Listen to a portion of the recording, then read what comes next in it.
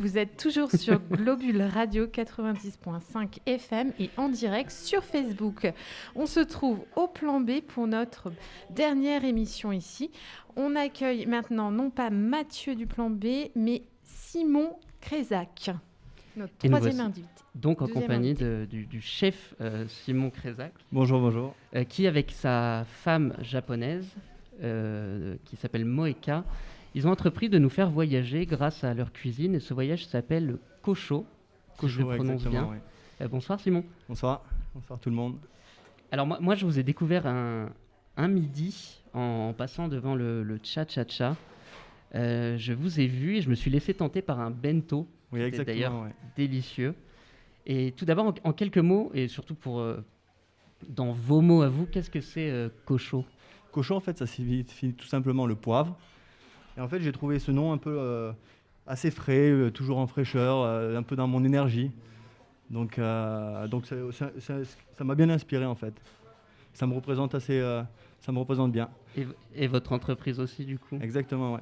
Parce qu'en fait, il y a toujours un peu la petite carapace du poivre, et une fois qu'on la casse un peu, ça dégage un petit peu, et dès qu'on va chercher un petit peu... voilà, donc un petit peu, ouais. Kosho... Alors, parlez bien dans le micro. Pardon. Pour qu'on puisse bien vous entendre. Et donc, comme je le disais tout à l'heure, vous n'êtes pas seul dans cette affaire, vous êtes avec votre femme qui vous épaule. Exactement, ouais. Est-ce que vous pouvez nous raconter un peu vos parcours à tous les deux et qu'est-ce qui vous a amené ici, à Chamonix, et à faire cette entreprise, tout simplement ? Alors, au début, moi, j'ai fait une école de cuisine à Montauban, dans le sud de la France.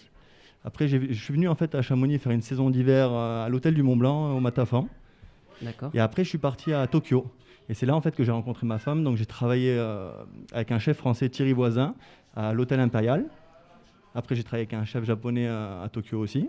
D'accord. Et une fois mon expérience à Tokyo finie, je suis rentré sur Paris. Enfin, je suis allé sur Paris. J'ai travaillé avec Christophe Pelé, donc au Clarence. C'est un 2 étoiles. J'ai fait 4 ans avec lui. Et puis, j'ai décidé de prendre mon envol tout seul sur Chamonix. Et pourquoi Chamonix ? C'était l'opportunité et puis un peu plus de sagesse par rapport à Paris. Et comment vous avez réussi à convaincre votre femme de venir à Chamonix ? Elle n'est toujours pas convaincue. Ok, je comprends. Je parlais du bento donc tout à l'heure. Ouais, mais la lunchbox, si on peut traduire. Parler un peu de ce que c'est. En fait, c'est une base de riz avec plein de petites garnitures que je cuisine. Et donc en fait, ça se mange à température ambiante. C'est un peu, comme je disais, la lunchbox, le repas traditionnel des Japonais le midi. En fait, c'est un peu le home cooking. Ils préparent ça à la maison et après, ils le ramènent au travail pour le manger le midi. Et vous proposez que ça ou il y a une carte Non, variée ? j'ai un curry. Le curry, je conseille de le réchauffer. Après, je change mes menus toutes les semaines. Donc, j'essaye de faire tourner toutes les garnitures. En fait, c'est un peu pour faire découvrir cette cuisine aux Français et aux Chamoniards parce que le bento, c'est peu commun, si vous voulez. Les gens connaissent les sushis, un petit peu plus les ramen, les soba, mais les bento, c'est un peu plus une cuisine un peu plus familiale, un peu plus personnelle, on va dire. Moi, ce qui m'avait surpris, c'est qu'il y avait il y a du sucré aussi dedans, dans la même boîte. J'ai rajouté le petit dessert, ça c'est un peu pour la French touch, parce que les Japonais, normalement, il n'y a pas le dessert. Mais ils m'ont demandé, j'ai eu plusieurs retours, pour le petit café, parce que les Français boivent le café à la fin. Donc voilà, je m'adapte. Donc c'est en essayant de transmettre franco-japonais, quoi. Exactement, voilà, cuisine de fusion. Bon, merci, on va faire une petite pause, mais ne quittez pas, on se retrouve juste après sur Globule Radio. De The House of Love. Vous êtes toujours sur Globule Radio 90.5 FM ou peut-être à nous regarder sur notre page Facebook en direct. N'hésitez pas à interagir avec nous. Nous sommes de retour avec le chef Simon qui nous parle de Kosho en direct du Plan B. Vous parliez tout à l'heure des bento, mais vous n'avez pas que ça à votre carte. Le soir, quand la nuit tombe, la formule change un peu. Est-ce que vous pouvez nous en dire un peu plus ? Exactement, je passe un petit peu sur la cuisine un peu plus française, un peu plus travaillée.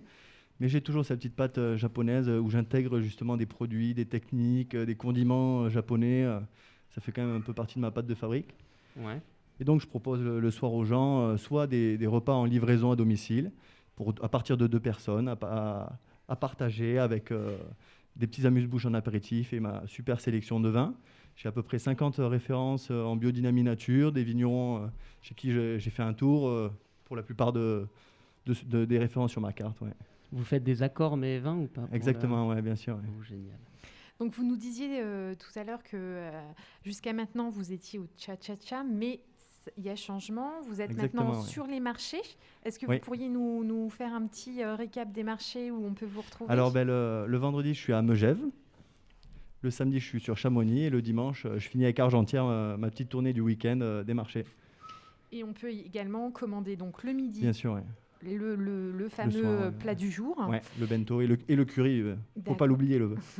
Et le soir, plus des repas gastro avec, vous nous parliez également, l'option traiteur à domicile. Ouais, chef à domicile. Ouais, chef à domicile où là, j'interviens vraiment chez les clients pour cuisiner, pour préparer chez eux, avec un repas entre amis, entre familles, pour partager un moment un peu plus personnel, on va dire, avec le chef.